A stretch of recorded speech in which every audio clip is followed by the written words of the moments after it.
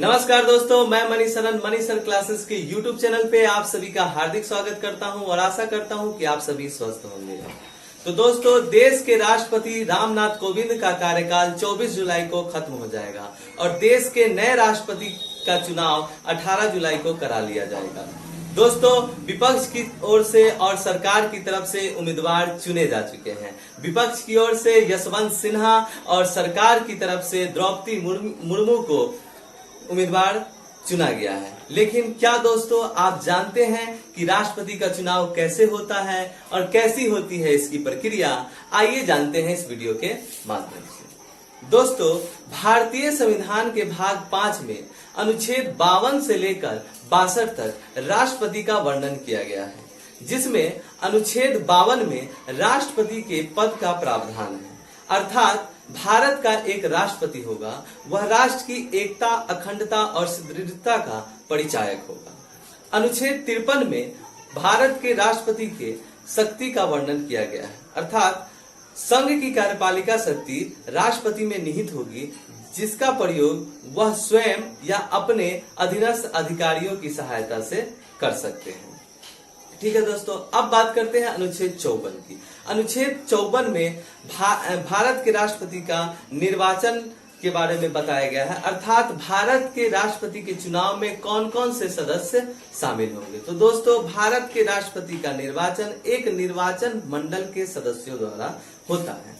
दोस्तों, मैं बता दूं कि भारत के राष्ट्रपति के चुनाव में जनता प्रत्यक्ष रूप से भाग नहीं लेती, अर्थात अप्रत्यक्ष रूप से जनता के द्वारा चुने गए प्रतिनिधि अर्थात विधायक और सांसद इस राष्ट्रपति के चुनाव में भाग लेते हैं।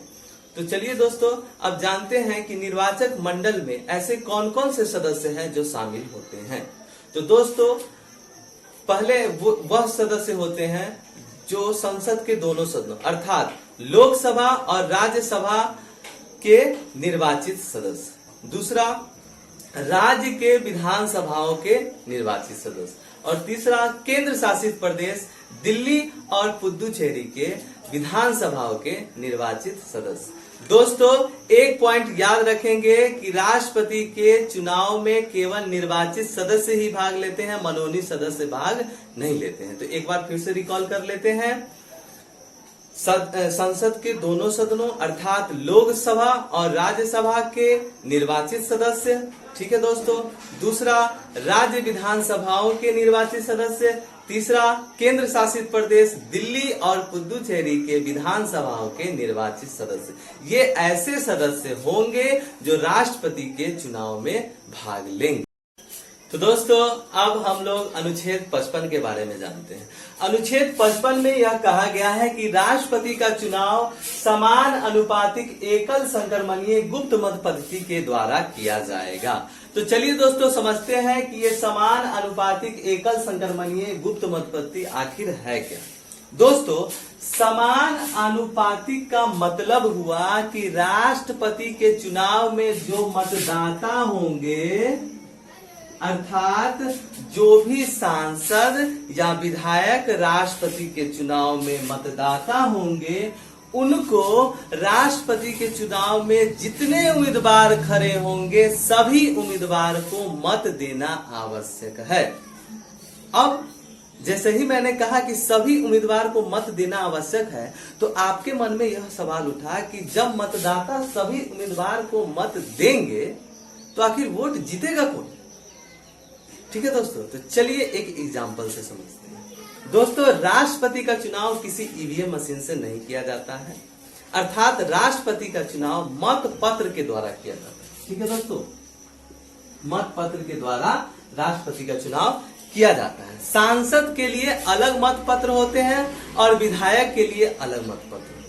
दोनों का रंग अलग अलग होता है। सांसद के लिए जो मत पत्र होता है वो हरा रंग का होता है और विधायक के लिए जो मत पत्र होता है वो गुलाबी रंग का होता है। ठीक है दोस्तों, चलिए एक एग्जांपल से इसको क्लियर करते हैं। मान लीजिए कि इस बार दो उम्मीदवार हैं। सरकार की तरफ से द्रौपदी मुर्मू है, ठीक है दोस्तों, द्रौपदी मुर्मू है, और विपक्ष की ओर से यशवंत सिन्हा।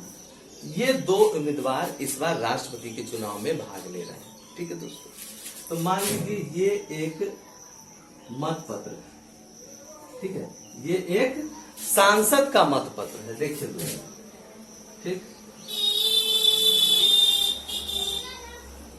यहाँ पे 1 लिखा हुआ है, यहाँ पे 2 लिखा हुआ है। अर्थात आपको मत दोनों को देना है, लेकिन वरीयता क्रम के अनुसार, अर्थात अपनी पसंद के अनुसार कि आपकी पहली पसंद कौन है और दूसरी पसंद कौन है। मान लीजिए कि आप एक विधायक या सांसद है, आप मत देने गए तो आपने पहला मत दिया द्रौपदी मुर्मू को, अर्थात द्रौपदी मुर्मू आपकी पहली पसंद है, ठीक है दोस्तों, और आपका दूसरा पसंद है यशवंत सिन्हा, ठीक है दोस्तों। ये बस समझाने के लिए दोस्तों, ठीक है।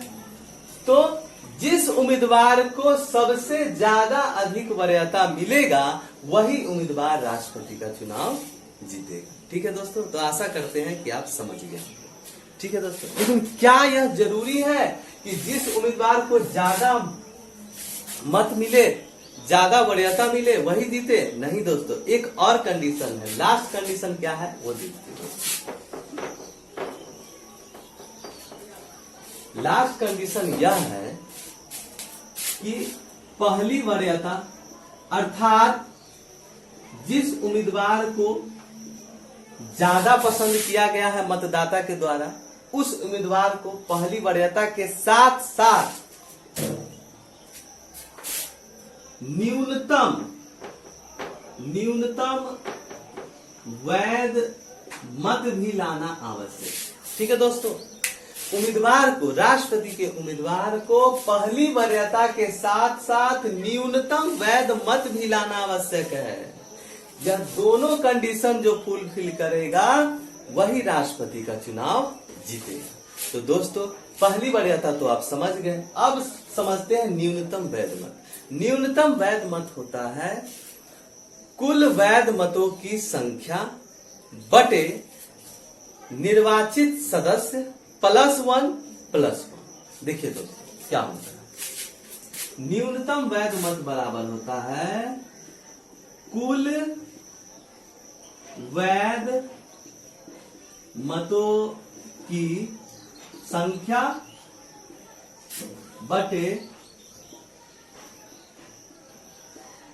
निर्वाचित सदस्य +1 और +1। कहने का अर्थ हुआ कि कुल वैध मतों की संख्या का आधा +1, अर्थात कुल वैध मतों की संख्या के आधा से एक ज्यादा, ठीक है दोस्तों। तो मान लीजिए ये जो निर्वाचित सदस्य होगा, मान लीजिए कि 2 उम्मीदवार खड़े हैं या 3 उम्मीदवार खड़े हैं या 4 खड़े हैं या 5 खड़े हैं, ठीक है दोस्तों, लेकिन निर्वाचित तो कोई एक ही होंगे। कहने का अर्थ हुआ कि मतदाता की सबसे जो अधिक, मतदाता ने सबसे अधिक जिसको वरीयता क्रम दिया है वही ना निर्वाचित सदस्य होगा। सबसे ज्यादा पसंद किए जाने वाला उम्मीदवार यहाँ पे होगा, ठीक है दोस्तों। तो एक एग्जाम्पल से समझते हैं, एक छोटा सा एग्जाम्पल लेते हैं।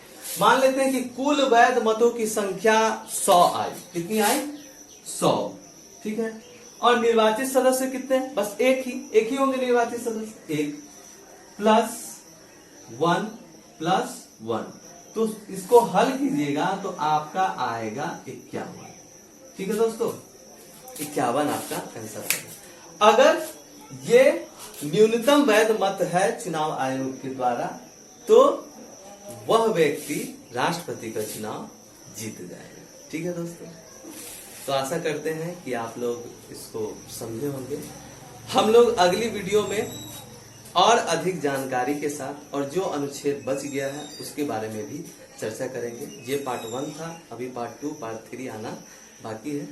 थैंक यू दोस्तों।